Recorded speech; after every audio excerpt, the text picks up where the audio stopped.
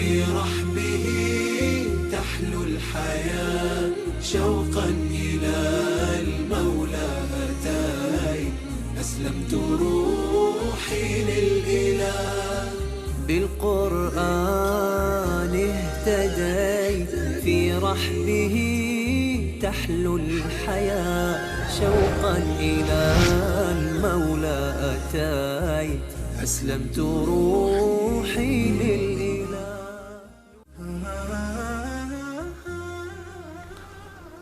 بسم الله الرحمن الرحيم. اللهم صل على محمد وعلى آل محمد كما صليت على إبراهيم وعلى آل إبراهيم إنك حميد مجيد، وبارك على محمد وعلى آل محمد كما باركت على ابراهیم و علی آل ابراهیم انک حمید مجید.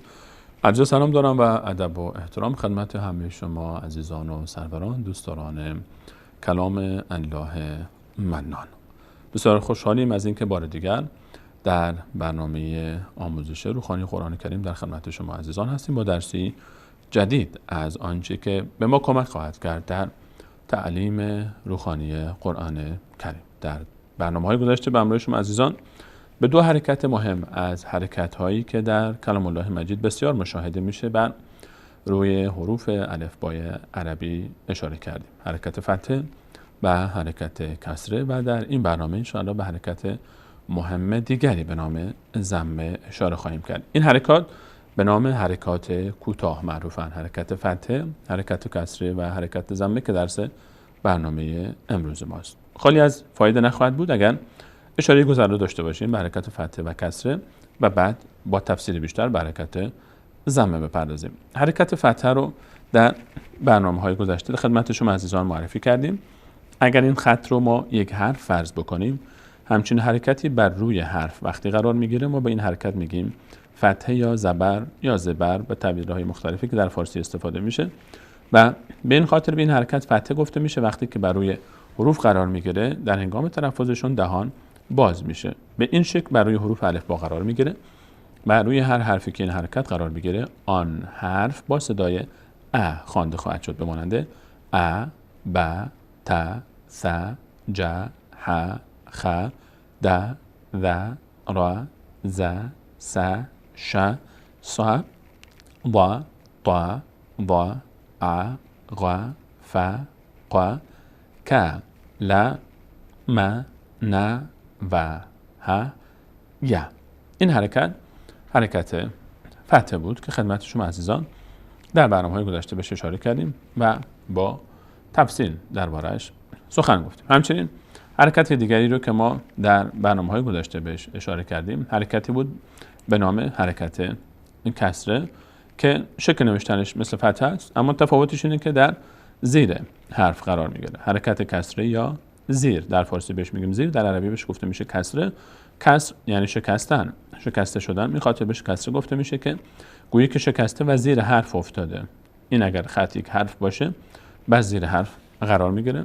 مثال هاشم به این شکل در الفبای عربی وقتی که زیر حروف قرار بگیره به این شکل نوشته میشه. هنگام تلفظ چگونه تلفظ میشه؟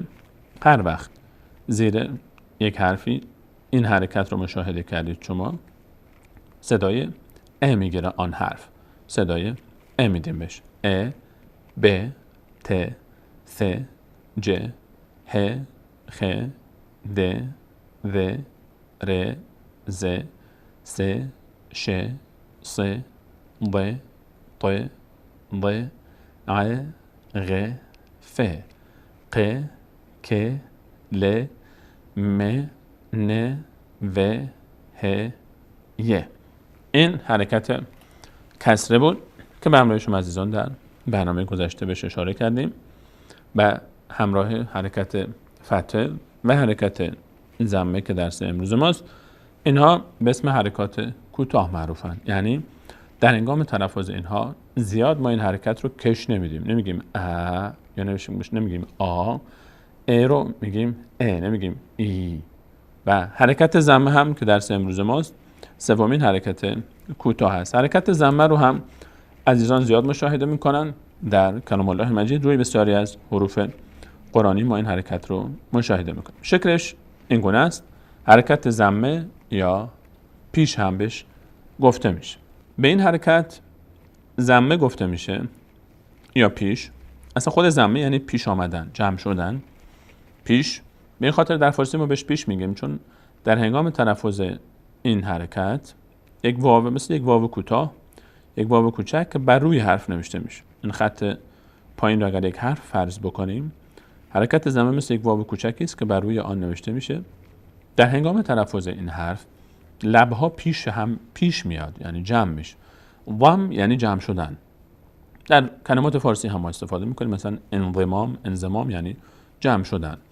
و ضمه به این خاطر گفته میشه به این حرکت ضمه که در هنگام تلفظ این حرکت گویی که لبها جمع میشن و پیش میشن، پیش هم جمع میشن. نمونهش رو ببینیم. وقتی که این حرف بر روی الفبای عربی قرار بگیره، این حرکت این حرکت وقتی بر روی حروف عربی قرار بگیره به چه شکل نوشته خواهد شد؟ به این شکل میاد. بر روی بالای یک حرف یک واو کوچک مشاهده میکنه. این واوی که بالای حروف در قرآن کریم نوشته میشه بهش گفته میشه ضمه با ضاد، و یا پیش هم در فارسی بهش میگیم. چگونه تلفظش کنیم؟ حالا این رو همونطوری که از اسمش برمیاد و مشخص هست، پیش یا ضمه، لبها در هنگام تلفظ این حرف جمع میشن.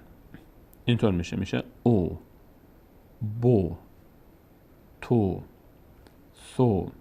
اگر به لبهای من دقت بکنید شما عزیزان در هنگام تلفظ این حرف، ببینید که وقتی تلفظ میکنیم میشه او، بو، تو، سو. خود به خود لبها جمع میشه. در این دوربین شاید واضح‌تر باشه تصویر. او، بو، تو، سو، جو. خود به خود لبها جمع میشه. خود همین جمع شدن رو ضم بهش گفته میشه در عربی. ما در فارسی هم بهش میگیم پیش. این لبها پیش میاد، به هم جمع میشه. او، بو، تو، سو، جو، هو و ادامه پیدا میکنه. برگردیم به تصویر. الان عزیزان دقت کنید، ما وقت تلفظ این حرکت بر روی حروف اینطور تلفظ میکنیم: او، بو، تو، سو، جو. زیادم کش ندید، نشه جو، نه، فقط یک حرکت کوتاهه. دقت کنید که یک حرکت کوتاهه. جو، هو، نشه هو، نه، هو، خو، دو، زو، رو، زو، سو، شو، سو، ضو، تو، ضو، او، غو، فو، قو، کو، لو، مو، نو، وو، هو، یو. این شکل تلفظ ضمه هست وقتی بر روی حروف قرار بگیره. این خیلی مهم است عزیزان که روی این شما باید تمرین بکنید. حالا ما یک دفعه این رو تکرار میکنیم و ازش رد میشیم، اما شما بارها و بارها این تکرار رو انجام بدید چون براتون جا بیفته. و علاوه خصوص وقتی برای عزیزانی که میخواید تعلیم بدید، برای کودکانتون، برای دوستانتون، برای عزیزانی که دور و بر هستن، برای شاگردانتون، این تمرین به حدی باید باشه که تا حرکت ضمه رو مشاهده کرد کسی بر روی یک حرفی بفهمه که چطور تلفظش بکنه. این تمرین رو باید تکرار بکنید بارها و بارها، چه در فتحه، چه در حرکت کسره و چه در حرکت ضمه، مخصوصا وقتی که حروف الف با کامل نوشته میشه و حرف روش قرار میگیره.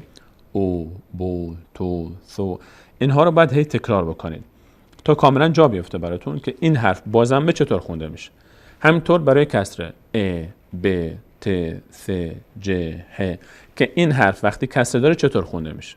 و همینطور با فتحه که وقتی این حرف صدای فتحه میگیره ا، ب، ت، ث چطور خوانده میشه. این حرکات خیلی مهمه، تمرینش هم خیلی مهمه. یک بار اکتفا نکنید که بگید خب یک بار خوندم تمام شد، نه، بارها و بارها تمرین بکنید بین پیش خودتون و این تصویر رو داشته باشید و هی روش تکرار بکنید و هی این فیلم رو تکرار بکنید و تکرار بکنید تا خوب جا بیفته براتون. اینها اصولن. اینها رو اگر خوب یاد گرفتیم ما میتونیم که به راحتی در مراحل بعدی در روخوانی قرآن کریم و تلاوت قرآن کریم بتونیم که راحت بخونیم هر جایی رو که آغاز کردیم. سراغ مثال ها میریم. مثال هایی که ما از این کلمات درش هستن، کلماتی که اینجا هم ما الان ضمه داریم، هم کسره داریم و هم فتحه داریم در مثال هامون، چون ما درس‌های گذشته هم فتحه و هم کسره و هم ضمه رو برای شما عزیزان معرفی کردیم. مثال هامون بر اساس آنچه که معرفی شده در درس‌های گذشته خواهد بود. الان این کلمه رو ما وقتی میخونیم، ر وقتی که ضمه داره میشه رو، ه کسره داره میشه ه، میم فتحه داره میشه م، رو ه م، رو ه م، روح م، روح م. مثال بعدی قو ت ل، قو ت ل، قتل، قتل، قتل، قو ت ع، قو اینجا ضمه است، ت اینجا کسره است میشه ت، اینم که فتحه داره میشه ا، قو ت ع. اگه سر هم بخونیم قطع، قطع، دو ر ب، دو ر ب، ضرب. برای خواندن یک کلمه عزیزانی که تازه شروع میکنن عجله نکنید. شما مثلا اصلش این کلمه به این شکل نوشته میشه ضرب، اما یکی یکی بخونید مثل این. من چون این رو جدا نوشتم برای شما عزیزان، چون در ابتدای تعلیم روحانی باید حرف به حرف پیش برید. ضو ر ب، ضو ر ب، ضرب، ضرب، جو ه د، جو ه د، جوحد، جوحد. بریم به سراغ تمرین بعدی.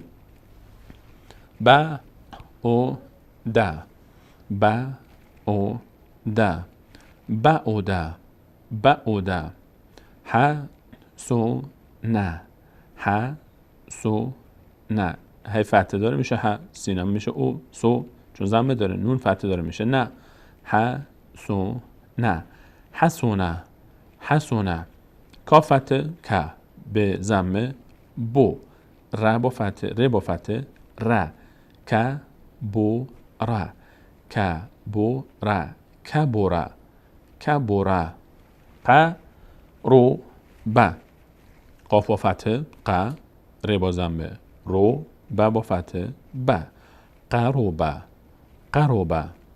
مثال بعدی ک مو ل، کموله، کموله. بریم سراغ مثال بعد. یا ج بو، یا ج بو، سر همش میشه به این شکل یا ج بو، یا ج بو، یا ا دو، یا عیدو، یا عیدو.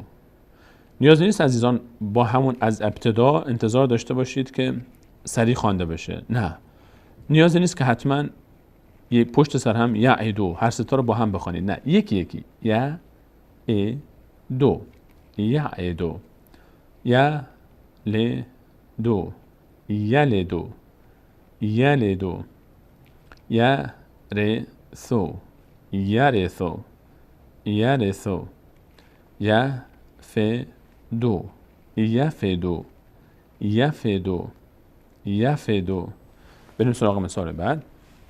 یا سه فو، یا سه فو، یا سه فو، یا سه فو، یا سه قو، یا سه قو، یا سه قو، یا سه قو، یا سه لو، یا سه لو، یا سه لو، یا سه لو، یا ل جو، یا ل جو، یا ل جو، یا ل جو، یا ق فو، یا ق فو، یا ق فو، یا ق فو.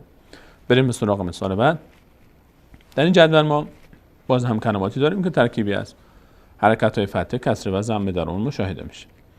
یا ا س، یا س، یا س، و ه نه، و ه نه، و ه نه، ف ه م، فهم، ضو م را، ضمر، را ک ضا، رکض، رکض. عزیزان میتونید این تمرین ها رو بارها پیش خودتون تکرار بکنید. نیازی نیست با یک بار خواندن ازش گذر بکنید. من به خاطر اینکه از وقت استفاده بکنیم یک بار یا 2 بار نهایتا کلمه رو بیشتر نمیخونم، اما شما میتونید بارها و بارها این کلمات رو پیش خودتون تکرار بکنید.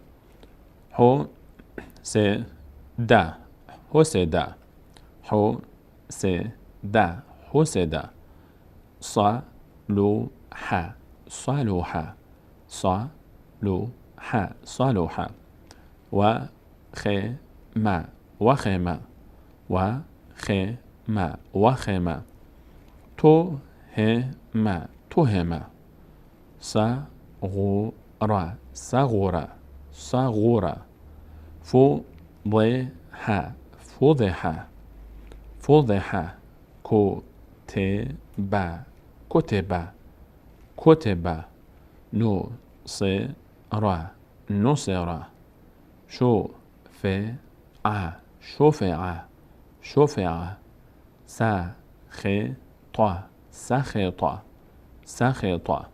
بریم به سراغ تمرین بعد. رغب،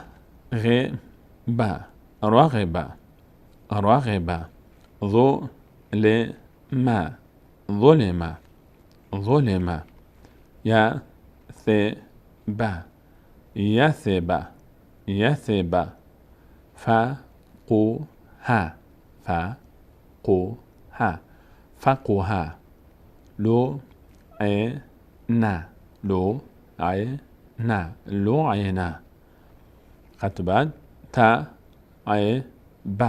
تعب، تعب، ضرب، ضرب، ضرب، علم، علم، علم، علم، سجد، سجد، سجد، رحم، رحم، طمع، طمع، قرب، قرب، يزن، يزن، كبر، كبر، شهد، شهد. بریم به سراغ تمرین بعدی. حفظ، حفظ، حفظ، زهد، زهد، يعد، يعد، خلق، خلق، ملوح، ملوح، ذكر، ذكر، حسن، حسن، وسع، وسع، حسب، حسب، أسف، أسف، علم، علم، حسن، حسن، صلب، صلب، عظم، عظم، بهت، بهت. اینها مثال هایی بود برای هم فتحه و هم کسره و هم حرکت ضمه که ما در 3 درس گذشته به همراه شما عزیزان این موارد رو ما یادداشت کردیم. تمرین آخریمون رو به همراه شما عزیزان داشته باشیم. او سه را، او سه را. ما هم فتحه داریم اینجا، هم ضمه هم کسره، ضمه، کسره و فتحه. این مثال ها برای شما عزیزان بسیار مهم است تکرارش، چون جا میاندازه نحوه تلفظ فتحه، کسره و ضمه رو. او سه را، او سه را، تو ل با، طلب، خدع، خدع، بهت، بهت، ضمر، ضمر، ظلم، ظلم، صلب، صلب، دهم، دهم، زهد، زهد، رفع، رفع، عقد، عقد، خلق، خلق، ولد، ولد، رسل، رسل، قدر، قدر. انشاءالله که عزیزان بعد از این تمرین ها کاملا نحوه تلفظ حرکت فتحه، کسره و ضمه رو متوجه شده باشن. این سه حرکت ا، ا، او، فتحه، کسره و ضمه که به اسم حرکات کوتاه معروفن. حرکات کوتاه، چون اینها زیاد کشیده نمیشن. در مقابل اینها با حرکات بلندی داریم که انشالله در درس‌های پیش رو بهش خواهیم پرداخت. آ، ای، او. اونها حرکات بلند هستن. ا، او، فتحه، کسره و ضمه حرکات کوتاه هستن. به همین قدر اکتفا میکنیم. در برنامه بعد به یکی از علائم بسیار مهم اشاره خواهیم کرد که منتظر شما خواهیم موند تا اون علامت رو هم ان شاءالله در برنامه بعد با همراه شما از آن تمرین بکنیم. علامتی که بسیار به ما کمک خواهد کرد در آموزش روحانی قرآن کریم. همراه ما باشید در این مجموعه برنامه‌ها آموزش روحانی قرآن کریم تا به همراه شما عزیزان بتونیم که قرآن رو خوب بخوانیم و خوب یاد بدیم به دیگران تا مصداق حدیث رسول صلی الله علیه و سلم بگردیم که بهترین شما کسی است که قرآن را یاد بگیرد و به دیگران یاد بدهد. تا برنامه بعد، الله یار و نگهدار شما.